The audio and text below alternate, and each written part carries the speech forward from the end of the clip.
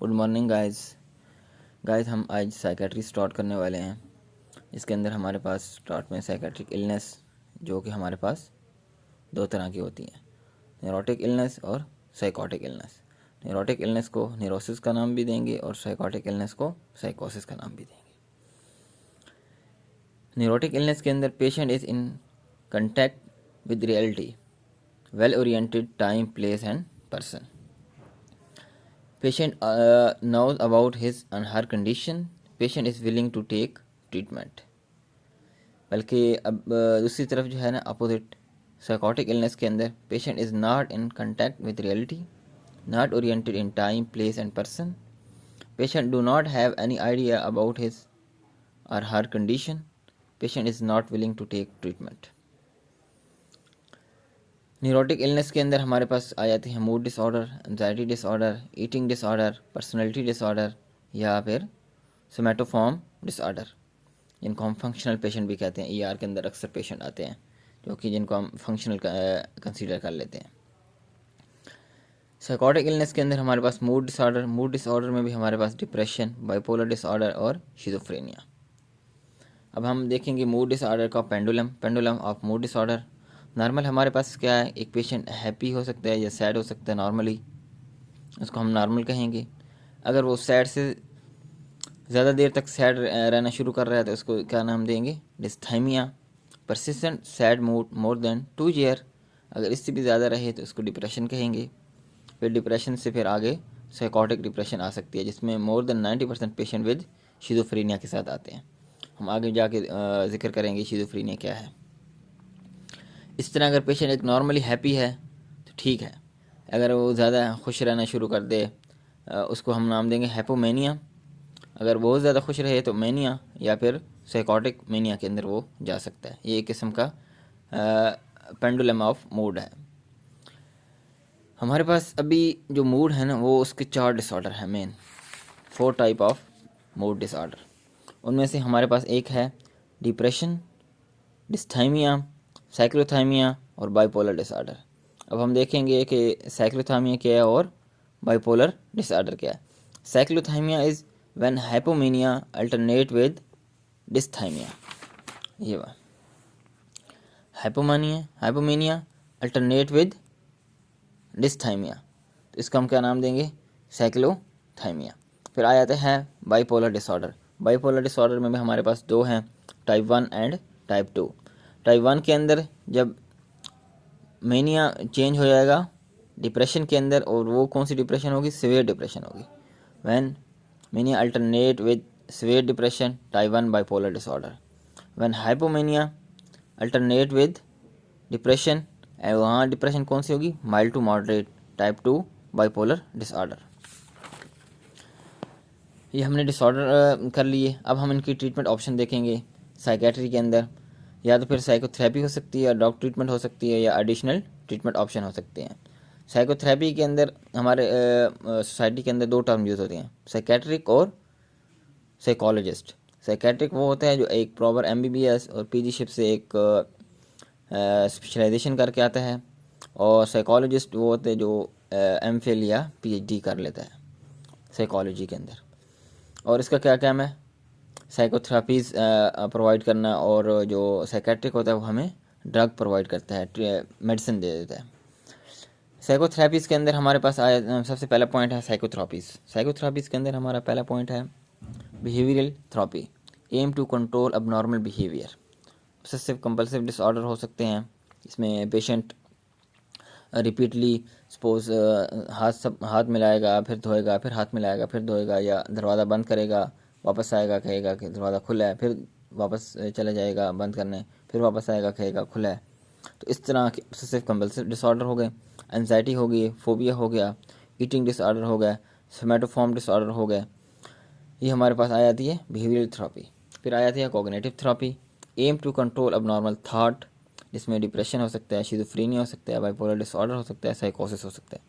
Group therapy के अंदर drug dependence, alcoholic और कोकेन, जो ड्रग डिपेंडेंट होते हैं, अल्कोहलिक हो गए, कोकेन वगैरह हो गए, इस तरह इनको ग्रुप में एक कमरे के अंदर बंद कर देते हैं और फिर वो आपस में डिस्कस करते हैं कि जी मैंने ऐसे शुरू की या ऐसे ख़त्म की, कोकेन या अल्कोहल मैंने ऐसे ख़त्म किया, ऐसे आदत छोड़ी। तो वो आपस में डिस्कस करते हैं और फिर इसको हम क्या नाम देते हैं, ग्रुप थेरेपी। फिर आ जाती है psychodynamic therapy for personality disorder. ये पर्सनैलिटी डिसऑर्डर के लिए हम कौन सी थेरेपी यूज़ करेंगे, साइकोडायनामिक। अब कुछ चिल्ड्रन के लिए होती है, बच्चों के लिए, उसको हम नाम देते हैं आर्ट थेरेपी।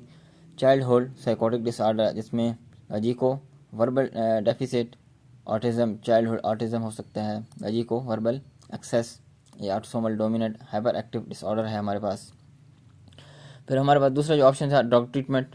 ड्रग ट्रीटमेंट के अंदर हमारे पास पहला पॉइंट है एंजियोलाइटिक या बेंजोडाइज़पीन, जो हम फार्माकोलॉजी में पढ़ते हैं फॉर एंजाइटिक डिसऑर्डर के लिए। उसमें सबसे पहले कौन सा हमारे पास, डायज़ेपम 5 mg पर ओरल फॉर 6 वीक, नॉट 1 या 2 डेज़ के लिए, फॉर 6 वीक लॉन्ग टर्म होती है। डायज़ेपम का अल्टरनेट हमारे पास हो गया अल्प्राजोलम, ये हमारे पास हो गए एंजियोलाइटिक या बेंजोडाइज़पीन। फिर हमारे पास दूसरा आ जाता है एंटी डिप्रेसेंट। एंटी डिप्रेसेंट के अंदर हमारे पास जो SSRI selective serotonin reuptake inhibitor, या फिर इसकी जगह आ जाती है TCA tricyclic anti depressant. Anti depressant जो हैं यूज़ होते हैं डिप्रेशन पेशेंट के लिए, शिज़ोफ्रेनिया के लिए, बाइपोलर डिसऑर्डर के लिए, एंजाइटिक डिसऑर्डर के लिए।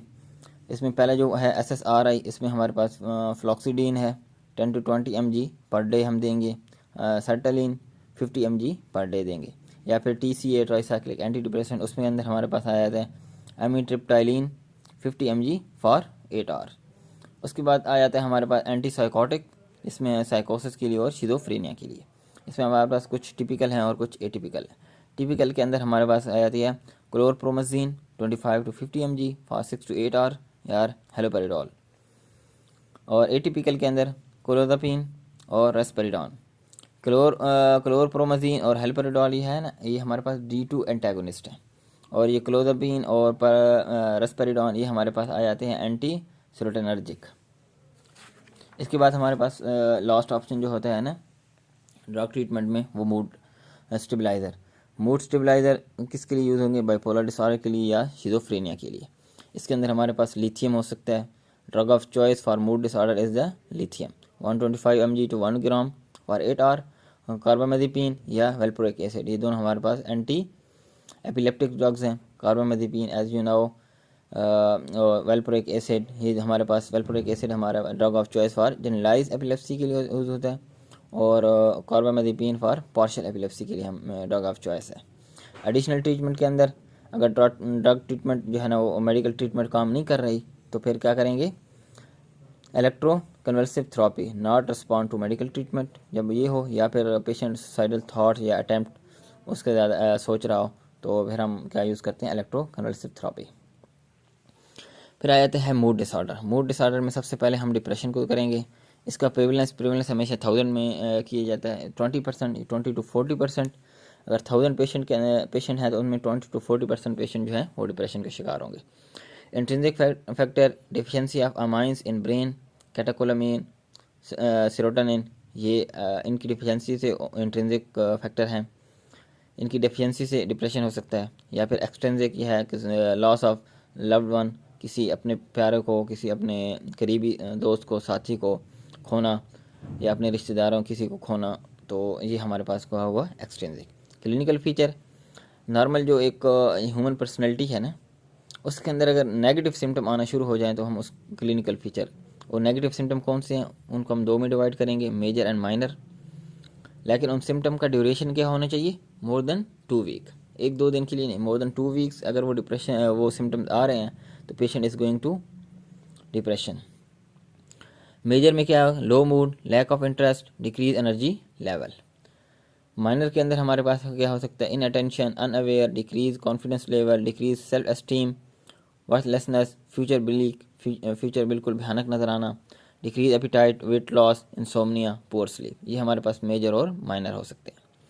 अब एक इंसोमनिया का जिक्र आया तो हम इंसोमनिया को थोड़ा उसकी टाइप्स हैं वो पढ़ लेते हैं। Early insomnia, failure to sleep for more than 1 hour on bed पे गया लेकिन वो 1 घंटा तक सो नहीं रहा, लेकिन 1 घंटे तक, मतलब ये नहीं उसने मोबाइल भी ऑफ़ कर दिया, टीवी ऑफ़ कर दिया, सब कुछ ऑफ़ कर दिया, अभी वो बेड पे है, बिल्कुल रिलैक्स है, लेकिन उसके बावजूद उसको 1 घंटा तक नींद नहीं आ रही, उसको हम नाम देंगे early insomnia. Middle insomnia, awakening during night, failure to sleep again more than 30 minute, रात को जागा लेकिन दोबारा उसको सोने में 30 मिनट लग रहे हैं, मोर देन 30 मिनट, तो उसको क्या नाम देंगे? Middle insomnia. Early morning insomnia, awakening more than 2 hour before routine timing, अगर नॉर्मली वो अगर 5 बजे उठ रहा है, 7 बजे उठता है, तो 2 हफ्ते से वो 5 बजे उठ रहा है, किसी कोई इमरजेंसी या किसी ऐसी कोई चीज़ नहीं है, नॉर्मल रूटीन है, उसके बावजूद वो 7 के बजाय 5 बजे उठ रहा है। ये हमारे पास आ गया डिप्रेशन। इसकी अगली वीडियो में इंशाल्लाह हम इसकी क्लासिफिकेशन और साइकोटिक डिप्रेशन को डिस्कस करेंगे।